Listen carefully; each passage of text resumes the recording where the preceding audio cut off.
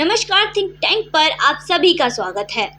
अग्निपथ योजना जब से भारत में आई है, जब से मोदी सरकार ने इसके बारे में बताया गया है, जैसे विपक्ष को एक मौका ही मिल गया है मोदी सरकार के खिलाफ बोलने का। दिन पर दिन विपक्ष एक दूसरे के साथ जुड़ रहे हैं और सारे विपक्ष एक तरफ हो गए हैं और मोदी सरकार अभी एक तरफ हो गई है, जिसके बाद सारे विपक्ष ने मिलकर मोदी सरकार पर धावा बोल दिया है। टिप्पणी करते हुए पूरे भारत देश में ये जो दंगे फैलाए गए हैं, ये विपक्ष के ही फैलाए हुए लगते हैं। इसके बाद जो बहुत ही दिग्गज नेता हैं कांग्रेस के, जिनका नाम है सुबोध सहाय, उन्होंने मोदी के खिलाफ ऐसा जहर उगला जिसके बाद मोदी सरकार में किसी ने भी इनकी सुनी नहीं। पर फिर भी ये लोग जहर उगलते रहते हैं। इनकी जो औकात है उसका पता चलता है इस जहर उगलने से कि मान ना मान मैं तेरा मेहमान। तुम मोदी सरकार का क्या बिगाड़ोगे? मोदी एक शेर है। एक शेर जब दहाड़ मारता है तो सारे जानवर जो हैं छुप जाते हैं। वही इनके साथ होता है। मोदी सरकार जब तक चुप है तब तक चुप है, पर जैसे ही उन्होंने एक भी एक्शन लिया तो ये सारे अपने अपने कोनों में बैठे हुए मिलेंगे। तो कांग्रेस के जो नेता हैं वो राहुल गांधी को इम्प्रेस करने में लगे हुए हैं। मोदी सरकार के खिलाफ बोलकर वो राहुल गांधी को इम्प्रेस कर रहे हैं, ना कि कुछ और। CWC की जब मीटिंग हुई तो राहुल गांधी, प्रियंका गांधी और सोनिया गांधी तीनों ने ही एक बात कही, जो कि कहा था कि जो राहुल गांधी ने तो कही थी, इन दोनों माँ बेटी ने हाँ में हाँ मिलाई थी, सोनिया गांधी और प्रियंका वाड्रा ने। तो इन दोनों ने हाँ में हाँ मिलाई थी। राहुल गांधी ने कहा था कि मेरी लड़ाई या कांग्रेस की जो नेता हैं उनकी लड़ाई मोदी से नहीं है, सिर्फ मैं हूं जो मेरी लड़ाई मोदी से है। तो राहुल गांधी आज मोदी घृणा में इतने घुसे हुए हैं, इतने पिसे हुए हैं कि उन्हें राजनीति के आगे मोदी घृणा ही ज़्यादा मायने रखती है, मोदी घृणा ही ज़्यादा दिखाई दे रही है। इसके अलावा उनका ये भी कहना है कि जो मोदी को गाली देगा वही उनकी नज़रों में सही होगा, जो मोदी के खिलाफ बोलेगा वही उनकी नज़रों में सही होगा। तो ये जो सुबोध कांत सहाय, ये बहुत पुराने नेता हैं, बहुत पुराने समय से। ये 10 साल से राजनीति से अलग थे। 10 साल से राजनीति में इनका कोई जो इन्होंने हस्तक्षेप नहीं किया। वो अलग क्यों थे, इसके बारे में बात करते हैं कि जब कोयला घोटाला हुआ था तब सुबोध कांत सहाय इन्हें राजनीति से इस्तीफा देना पड़ा था, अपनी पार्टी से इस्तीफा देना पड़ा था, इसलिए ये अलग हो गए थे। इसके बाद जितने भी चोर हैं वो कांग्रेस पार्टी में हैं, जितने भी घोटालेबाज हैं वो कांग्रेस पार्टी में हैं। घोटालेबाज और चोरों से मिलकर ही ये पूरी कांग्रेस पार्टी बनी हुई है। तो सुबोध कांत सहाय जी कैबिनेट मंत्री थे, कैबिनेट मिनिस्टर थे। इसके बाद जब ये कोयला घोटाला शुरू हुआ तो उन्होंने क्या किया, अपने जो छोटे भाई हैं उनको एक खदान अलॉट करवा दिया।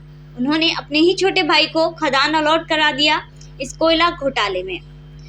जिसके बाद जब सोमवार को भारत बंद करने के लिए राहुल गांधी ने कहा कि भारत बंद होगा, भीषण रूप में सभी को, मतलब पूरा भारत को बंद किया जाएगा और सभी जो राजनीति के कांग्रेस के अध्यक्ष हैं, बड़े बड़े सभी को बुला लो। तो इन्हीं में इन सुबोध कांत सहाय जी को याद किया गया। जिसके बाद ये दिल्ली आए। अब दिल्ली आए हैं तो एक्स कैबिनेट मिनिस्टर थे तो इन्हें भाषण देने का भी मौका मिलेगा। भाषण देने का मौका मिला तो इन्होंने कुछ ऐसा कहा, इन्होंने सोचा कुछ ऐसा कहूँगा जो कि बात पूरे न्यूज़ चैनल्स पर फैल जाए, पूरे जो एरिया है इसमें फैल जाए। तो उन्होंने ऐसा ही कहा, जिससे उन्होंने सोचा कि राहुल गांधी जी जब रात को 10 बजे पूछताछ के बाद घर आएंगे और न्यूज़ चैनल खोलेंगे तो मैं दिखाई दूंगा टीवी पर, और टीवी पर मैं दिखाई दूंगा तो वो सोचेंगे हाँ यही है वो सच्चा कांग्रेसी जिसकी मुझे तलाश थी।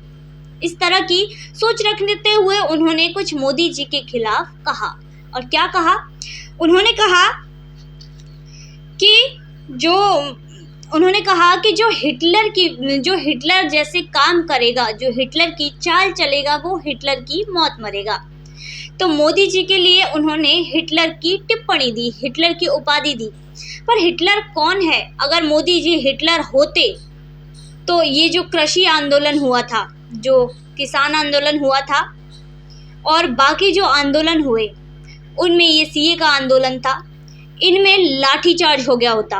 आज तक ऐसे बिस्तर पर हॉस्पिटल्स में पड़े होते कि आज तक आप उठ नहीं पाते, अगर मोदी जी हिटलर होते तो। हिटलर के बारे में अगर पूरी तरह पढ़ाई की होती तब पता चलता कि हिटलर कौन था, और आप मोदी जी को हिटलर की उपाधि दे रहे हैं। हिटलर के बारे में जब पढ़ा ही नहीं है तो उपाधि देने का क्या मतलब है? इससे आपका ही उपहास उड़ रहा है। अगर मोदी जी हिटलर होते तो आप भी एक कोने में पड़े होते, आपका भी नंबर अब तक लग चुका होता। तो सुरजेवाला को हटाकर जो नेशनल मीडिया के इंचार्ज बने हैं नए नए, उनका नाम है रमेश साहब, जिनका नाम है जय रमेश साहब। जय रमेश साहब नए नए मीडिया इंचार्ज बने हैं। उन्हें लगा कि ये सब लोग तो पागल हैं, अपना नंबर बनाने के लिए ऐसे ऐसे काम करते रहते हैं। वहीं पर जो मणिशंकर अय्यर हैं, उन्होंने मोदी जी के ऊपर टिप्पणी करते हुए उन्हें चाय वाला कह दिया, चाय वाला कहा, और उनके ऊपर एक मतलब अभद्रता से इस बात को प्रेजेंट किया चाय वाला कहने का ऊपर।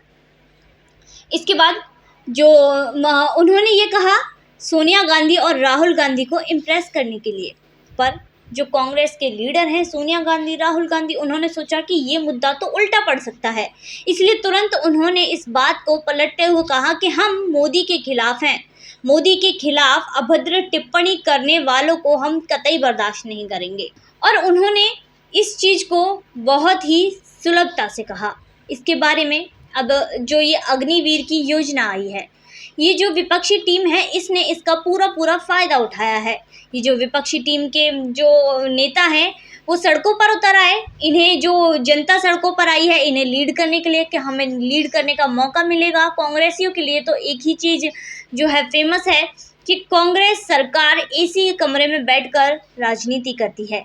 अब देखिए, हम तो सड़कों पर उतर आए, हम तो आम जनता के साथ उतर आए, हम तो इस तरह की जो है राजनीति करते हैं। बहुत से ऐसे कांग्रेसी लीडर हैं जो लोगों को भड़काने, आगजनी करने, जो प्रॉपर्टी है उसको जलाने, इन केसों में पकड़े गए हैं। जगह जगह ये लोग पकड़े गए हैं। तो इससे ये मोदी सरकार को गिराना चाहते थे, मोदी सरकार को बुरा बनाना चाहते थे, पर ये चीज़ इन पर आज उल्टी पड़ चुकी है। मोदी जी बेंगलोर में थे, वहीं से उन्होंने कहा कि ये लोग जो विपक्षी हैं ये टूटकर इस अग्निपथ योजना के खिलाफ तो हो गए, पर शायद इन्हें समझ नहीं आ रहा कि आने वाले सालों में, आने वाले 10 सालों में इसका फ़ायदा क्या होगा, इसका फ़ायदा हम कैसे ले सकते हैं, आने वाले 10 सालों में हमारा देश कहाँ होगा और किस स्थिति में होगा, और इसको करने से हमारा देश कहाँ पहुँच सकता है। इस तरह की बात मोदी जी ने कही। तो अब सवाल ये है कि कांग्रेस पार्टी ऐसा क्यों कर रही है? दरअसल जब से ईडी का संबंध सोनिया और राहुल के पास आया है, पूरी कांग्रेस पार्टी में हाहाकार मचा हुआ है। यहाँ तक कि सोनिया गांधी तो बीमार भी पड़ गई हैं। टेंशन होती है, इन चीज़ों की टेंशन होती ही है, क्योंकि उन्हें पता है ईडी क्या चीज़ है, ईडी के रूल्स क्या है, ईडी की कार्यवाही किस तरह होती है। हो सकता है ईडी उन्हें रिमांड में भी ले, पर कांग्रेस पार्टी ने सोचा कि हम देश में ऐसे दंगे करवाएंगे, बसों में आग लगाएंगे, ट्रेनों को फूकेंगे, थानों में आग लगवाएंगे, लोगों की पर्सनल जो कार्स हैं उन तक में आग लगा दी गई है, लोग रो रहे हैं। उन्होंने सोचा ऐसी स्थिति हम पैदा कर देंगे और इसके बाद नरेंद्र मोदी ईडी को कहेंगे कि राहुल और सोनिया पर थोड़ी नरमी से पेश आएँ। तो इसके बाद अब जो आज जो नोटिस पारित हुआ है उसमें ये साफ हो गया है, आर्मी के द्वारा ये कह दिया गया है कि ये रूल वापस नहीं लिया जाएगा, अब आर्मी इसी हिसाब से चलेगी। आर्मी के जो बड़े बड़े अधिकारी हैं उन्होंने फैसला ले लिया है और उन्होंने ये भी कह दिया है कि आर्मी इसी तरह चलेगी, अग्निपथ योजना की तरह चलेगी, जो सही भी है। लोग इसको समझना नहीं चाहते और लोगों को समझाने के लिए हर पार्टी को अपना देश समझकर इसमें प्रोत्साहित करना चाहिए, बल्कि वो तो भड़का रहे हैं। कांग्रेस की जो पार्टी है, वो जो कांग्रेस के नेता हैं अपने आप को साबित करने के लिए लगे हुए हैं, इस चीज़ में लगे हुए हैं कि हम राहुल और सोनिया की नज़रों में अच्छे बन जाएं। तो यही चीज़ कर रहे हैं, पर फिर भी अब ये साफ हो चुका है कि अग्निवीर योजना वापस नहीं होगी। वहीं हो सकता है कि सोनिया और राहुल को कम से कम 30 साल की सजा हो, इसके बाद उन्हें बेल भी नहीं मिलेगी, उम्र कैद तक की उन्हें सजा मिल सकती है। ईडी के संमन के बाद ईडी से उनकी पूछताछ जारी है। ईडी से पूछताछ के साथ साथ देश में बहुत से ये जो लोग प्रदर्शन कर रहे हैं, इनका प्रदर्शन भी जारी है, जो कि सही नहीं है। तो आज की वीडियो में बस इतना ही। फिर मुलाकात होगी नई वीडियो नए विषय के साथ। देखते रहिए थिंक टैंक।